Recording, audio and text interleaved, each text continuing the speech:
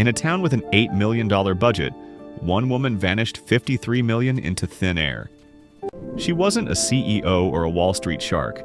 She was the local treasurer, committing the largest municipal fraud in American history. This is the forensic anatomy of a 20-year betrayal. This is the goddess of scams. In the early morning hours of Dixon, Illinois, the streets were quiet in a way only small towns understand.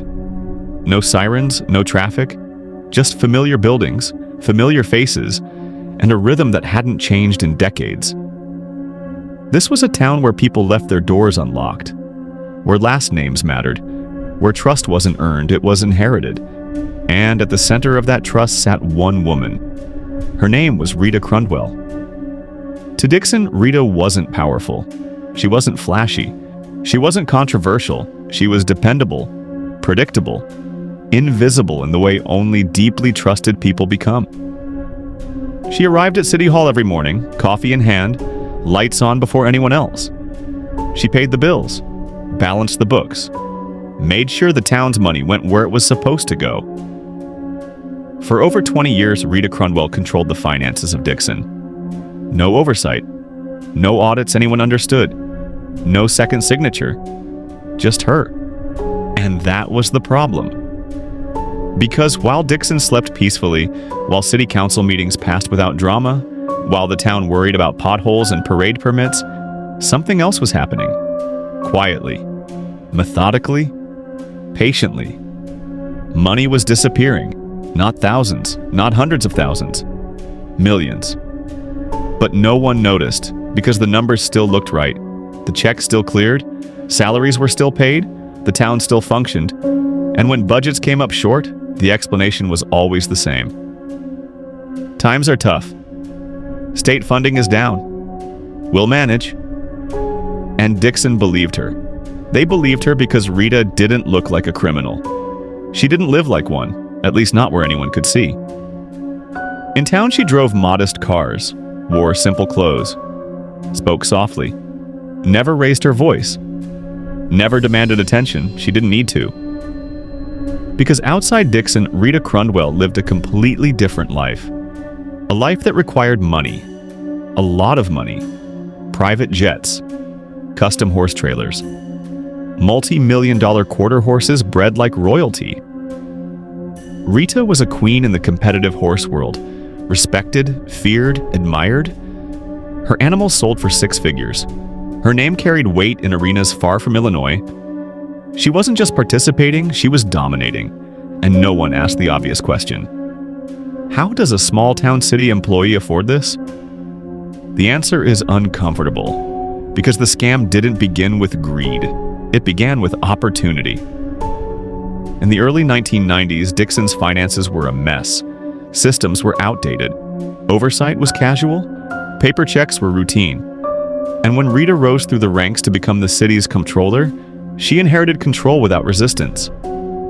She didn't force her way in. She was handed the keys. At some point, no one knows exactly when, Rita opened a secret bank account. Not in her name, not obviously tied to her. It sounded official, legitimate, like it belonged to the city. It didn't. It belonged to her. From that moment on, Dixon's money had a second destination. When funds came in, taxes, state payments, grants, some went where they were supposed to go, and some didn't. They slipped sideways, quietly, cleanly, no alarms, no red flags, because Rita was the person who reconciled the accounts. She was the person who explained the discrepancies. She was the person everyone trusted, and she never panicked. That's what made her dangerous. She stole slowly, patiently, year after year, adjusting numbers, moving funds, creating just enough confusion that no one could see the full picture. If a department needed repairs, there wasn't enough money. If infrastructure crumbled, budget constraints, if services were cut. Tough decisions. Meanwhile, the stolen money didn't disappear. It transformed into horses worth more than Dixon's annual budget, into luxury vehicles parked far from town, into barns larger than schools. This wasn't reckless theft. It was a system. And it worked because it relied on one thing above all else: trust. Dixon trusted Rita so completely that when auditors asked questions, she answered them herself. When reports were filed, she prepared them. When numbers didn't make sense, people assumed they simply didn't understand finance. After all, Rita did. Years passed, then decades. Children grew up, mayors changed, councils rotated, but Rita stayed, a permanent fixture, the woman who knew how things worked. And in small towns, knowledge is power. By the time anyone even suspected something was wrong, the number was already unthinkable. Over $50 million gone. But here's the most chilling part. This wasn't a violent crime. There were no threats, no break-ins, no masks. Just paperwork. Just signatures. Just a woman sitting at a desk, trusted by everyone, quietly draining a city dry while smiling at town events and balancing books no one ever checked. And the town? The town kept believing, because betrayal doesn't look like danger. It looks like familiarity. It looks like Rita Crundwell. And by the time Dixon realized the truth, there was nothing small about what had been stolen. This wasn't just money. It was roads never repaired, services never funded, opportunities erased, a whole town paying the price for one person's secret life. And the scariest part? She didn't think she'd ever be caught, because for 20 years, no one was watching. Nobody wakes up one morning and steals $50 million. That's the myth people like to believe. That crime announces itself. That greed is loud. That fraud looks reckless. The truth is much colder. Real financial crimes are quiet. They hide inside routines. They camouflage themselves as responsibility. And the most dangerous ones don't break the system. They become it. By the early 1990s, Rita Crundwell had found her blind spot. She wasn't just a city employee anymore. She was the entire financial nervous system of Dixon, Illinois. Every dollar that came in, every dollar that went out, payroll, taxes, infrastructure funds, emergency reserves, federal grants. She touched all of it. And more importantly, no one else did. In Dixon, oversight wasn't eliminated. It simply never existed. The city council trusted her. The mayor trusted her. The auditors trusted her. The banks trusted her. Because Rita didn't look like a thief. She looked like stability. She spoke softly. She never panicked. She never missed a deadline. She didn't ask for raises. She didn't complain. She didn't attract attention. And that's how the door opened. The mechanism was almost insultingly simple. Rita created a second bank account, not in her own name, not under the city's obvious accounts, but under a name that sounded so legitimate, so bureaucratic, so dull, that it triggered zero curiosity. Reserve Sewer Capital Development Account. It sounded like infrastructure. It sounded like pipes and permits and long-term planning. It sounded like something no one would ever want to question. And that was the point.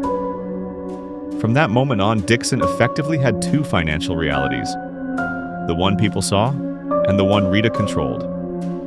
She began rerouting funds, not all at once, not dramatically, but in increments small enough to disappear into paperwork. A few thousand here, a grant adjustment there, a payroll correction that never got corrected back. Money moved quietly from legitimate city accounts into the shadow account, and from there it moved again into Rita's private control. No alarms went off? Why would they? She was the one who would have heard them. Audits came and went. Boxes of documents were delivered. Numbers were reviewed. But auditors never checked the actual bank statements. They trusted the reports Rita prepared for them. They trusted the summaries. They trusted the narrative. It was a classic circular failure. The person being audited was also the gatekeeper of the audit itself. And year after year, the amounts grew. What began as thousands became hundreds of thousands, then millions. And still, no one noticed. Because nothing broke. The roads were maintained. Salaries were paid. City services continued. Dixon didn't collapse. It just slowly bled. A few repairs delayed. A few upgrades postponed. A few budgets tightened. Nothing dramatic enough to spark suspicion. Nothing catastrophic enough to force questions. This is where most people misunderstand the story. Rita didn't drain Dixon overnight. She optimized the theft. She studied how much she could take without triggering pain loud enough to be traced back to her. She learned the city's tolerance for decay. She learned how far trust could stretch before snapping, and she stayed just below that line. Meanwhile, something else was happening far away from City Hall. The money wasn't sitting idle, it was being transformed. In rural Illinois, Rita began building one of the most elite quarter horse breeding operations in the world. Not gradually, not cautiously, but with surgical confidence. World-class barns, championship bloodlines, private jets, custom horse trailers that cost more than most homes in Dixon. She named it RJ's Quarter Horses. And here's the genius. She didn't hide it. She didn't launder the lifestyle. She lived it openly. She flew to competitions. She sponsored events. She became a respected figure in elite equestrian circles. Judges knew her. Breeders knew her. Champions carried her brand. Because in that world, wealth wasn't suspicious. It was expected. No one there asked where the money came from. They assumed oil, or inheritance, or private business, or something old and untouchable. That's another truth of financial crime. Elite spaces don't ask questions. They validate success by presence alone. And Dixon never looked close enough to connect the dots. Why would they? The barns were far away. The jets weren't parked downtown. The lifestyle didn't intersect with the town's daily reality. Rita didn't flaunt her wealth at City Hall. She drove modest cars. She dressed conservatively. She played the role perfectly. Two identities, two worlds. One invisible pipeline between them. By the early 2000s, the numbers were staggering. Millions were missing, and yet still no one noticed. Because the system wasn't designed to detect a trusted insider who never broke character. This wasn't a crime of clever accounting tricks or advanced financial engineering. It was a crime of institutional laziness, of unchecked authority, of a culture that equated long tenure with honesty. Rita had become untouchable not because she demanded power, but because power had slowly wrapped itself around her until removing her would have required admitting failure. And no one wants to be the person who asks, "What if we've been wrong for 20 years?" That question terrifies institutions more than theft itself. So the money kept flowing, and Dixon kept shrinking, and Rita kept winning. What makes this chapter darker is not what Rita did, but how easy it was. No hackers, no fake identities, no shell corporations across borders. Just one woman, one office, one blind spot. Repeated for decades. If this feels uncomfortable, it should. Because Rita Crundwell didn't exploit Dixon's weakness. She exposed a universal one. Every system that runs on trust without verification. Every institution that confuses familiarity with integrity. Every place where "she's always done it this way" replaces oversight. By the time anyone thought to look deeper, the damage wasn't theoretical anymore, it was structural. And the machine Rita built inside Dixon was about to collapse. Not because it failed, but because someone finally asked the wrong question. And once that question was asked, there was no going back. By the early 2000s, Rita Crundwell was no longer stealing money.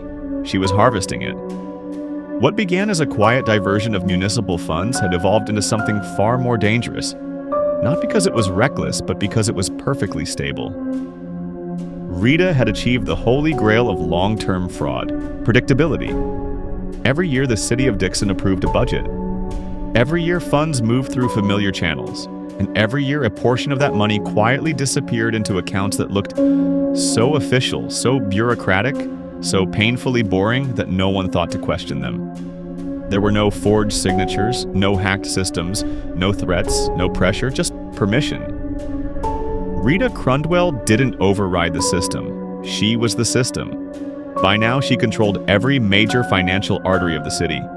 She knew when tax revenue would arrive before the mayor did. She knew which departments would underspend before auditors noticed. She knew exactly how much money she could take without triggering alarms that were never properly set to begin with. This wasn't greed anymore, it was optimization. And optimization scales. Each year the amounts grew, not dramatically, not recklessly, but confidently. A few 100,000 became a few million. A few million became 10, then 15, then more. The terrifying part wasn't the size of the theft. It was how little resistance it encountered. Dixon adapted without realizing it was adapting. Projects were delayed, infrastructure aged, budgets tightened, but no one panicked, because decline, when it happens slowly enough, feels like normal life. And while the city quietly absorbed loss, Rita's other world exploded with abundance. Her horse operation wasn't just successful, it was dominant. RJ's quarter horses became a global brand. She wasn't buying horses anymore, she was engineering bloodlines. Trainers, veterinarians, transport crews, marketing teams, entire professional ecosystems now existed solely to support her operation. The money didn't sit in offshore accounts, it didn't hide, it performed. Horses won championships, trophies accumulated, prestige followed. And prestige is a powerful disinfectant. In elite circles, success isn't questioned, it's admired. No one asks where the money came from if the results are undeniable. Rita wasn't an outsider flashing wealth. She was a respected insider producing excellence. The fraud didn't just fund luxury, it funded credibility. By this point, Rita had stolen tens of millions of dollars, and still, no one noticed. Not because they were stupid, but because they were looking for the wrong kind of criminal. They expected desperation. She delivered consistency. They expected chaos. She delivered spreadsheets. They expected a breaking point. She engineered balance. And so the theft continued, not for months, not for years, but for decades. Every perfect system fails the same way. Not with a bang, but with a staffing change. In 2011, after more than 20 years of uninterrupted control, Rita Crundwell took a vacation. It sounds absurd, but that was the crack. For the first time in decades, someone else had to handle the city's finances. Not a rival, not an investigator, just a temporary replacement. Someone unfamiliar enough with Rita's routines to notice something strange. A bank statement arrived that didn't look right. An account name that sounded official, but wasn't familiar. Money moving in ways that didn't match expectations. At first, it didn't feel like a crime. It felt like confusion. But confusion is dangerous when it lands in the hands of someone who doesn't assume trust. Questions were asked, documents were requested, and for the first time, Rita didn't have immediate control over the answers. The machine hesitated. Federal investigators were contacted quietly. No press, no accusations, just verification. And what they found was staggering. Accounts in Rita's name holding tens of millions of dollars, transfers stretching back decades. A paper trail so clean it was horrifying. This wasn't sloppiness, this was mastery. When agents finally confronted her, there was no dramatic escape, no denial, no breakdown. She didn't run, she didn't scream, she didn't fight. She simply stopped. The woman who had engineered one of the largest municipal frauds in American history was arrested quietly, without spectacle, without resistance. And only then did the scale become undeniable. Over $53 million stolen from a town of fewer than 16,000 people. Over 22 years. Right under everyone's nose. The public reaction wasn't anger at first, it was disbelief. People didn't ask, how could she do this? They asked, how did we not see it? And that question haunted Dixon far more than the money itself. Because the answer wasn't comforting, the answer was structural. Rita Crundwell went to prison. The horses were seized, the ranch was dismantled, the trophies were auctioned. Justice on paper was served, but the real crime didn't sit in a jail cell, it stayed behind, in the systems that made her invisible for so long. Dixon lost money, yes, but it also lost something harder to measure: confidence. People realized that their trust, their default assumption that someone else was watching, had been weaponized against them. No alarms failed. No laws were broken at first glance. No oversight mechanisms collapsed. They simply weren't designed to question familiar authority. And that's the uncomfortable truth at the center of this story. Rita Crundwell didn't exploit complexity. She exploited comfort. She didn't hack technology. She hacked psychology. She understood that people trust routines more than results, titles more than evidence, consistency more than curiosity. And she was right. This wasn't a story about one woman stealing from a town. It was a story about how modern systems, financial, bureaucratic, institutional, are built to assume honesty until catastrophe forces correction. By the time the crime was discovered, it had already reshaped the town's future. Schools delayed repairs, roads stayed broken, opportunities vanished quietly, not dramatically, just permanently. And here's the part that should unsettle you the most. Rita Crundwell didn't invent this method. She perfected it. The same blind spots exist everywhere: corporations, governments, financial institutions. Anywhere trust replaces verification, anywhere authority goes unchallenged because it's familiar. This wasn't a glitch in the system. It was the system functioning exactly as designed. One woman didn't steal $53 million because she was a genius. She stole it because no one imagined she would. And that assumption, that crimes only come from the outside, from strangers, from chaos, is the most expensive belief of all. Because the most devastating thefts don't feel like crimes while they're happening. They feel like normal life. And by the time the truth arrives, the damage is already absorbed. Quietly, legally, irreversibly. The question isn't whether another Rita Crundwell exists. The question is how many are operating right now, protected not by secrecy, but by trust. And whether we'll notice them before the system adapts again.